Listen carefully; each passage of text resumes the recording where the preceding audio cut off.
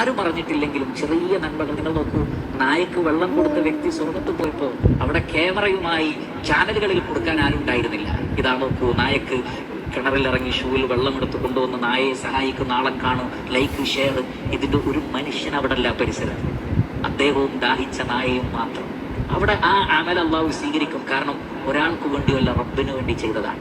ഒരാൾ ഒരു വഴിയിലൂടെ നടന്നു പോവാണ്, ആരുമില്ല, പക്ഷേ വഴിയിലേക്ക് ജനങ്ങൾ ഉപദ്രവിക്കുന്ന ഒരു മരം ചായ്ഞ്ഞു നിൽക്കും, അദ്ദേഹം അത് വെട്ടിക്കളഞ്ഞു. റസൂലുള്ള പറയാണ്, ആ ഒറ്റ അമല് കൊണ്ട് അദ്ദേഹത്തിന്റെ മറ്റു പാവങ്ങൾ അള്ളാഹു പുറത്തു കൊടുത്ത് അള്ളാഹു സുബ്ഹാനഹു വ തആല അദ്ദേഹത്തെ സ്വർഗ്ഗത്തിൽ. ചെറിയ അമലാണ്, പക്ഷെ നിസ്വാർത്ഥമാണ്. ആരെയും കാണിക്കാനല്ലാതെ നമ്മൾ ചെയ്യുന്ന ചെറിയ അമല് പോലും അള്ളാഹു സുബ്ഹാനഹു വ തആല സ്വീകരിക്കും. അതേ സമയത്ത് വഞ്ചിതരാക്കപ്പെട്ടുകൊണ്ട് നമ്മൾ ചെയ്യുന്ന തിന്മകൾ അത് ചെറുതല്ലേ, അതൊന്നും ഒരു വിഷയമല്ല. ഞാൻ അതിനേക്കാൾ വലിയ കാര്യങ്ങളൊക്കെ ചെയ്യുന്ന ആളായതുകൊണ്ട് റബ്ബങ്ങ് പുറത്തു തരുമെന്ന് വിചാരിക്കരുത്.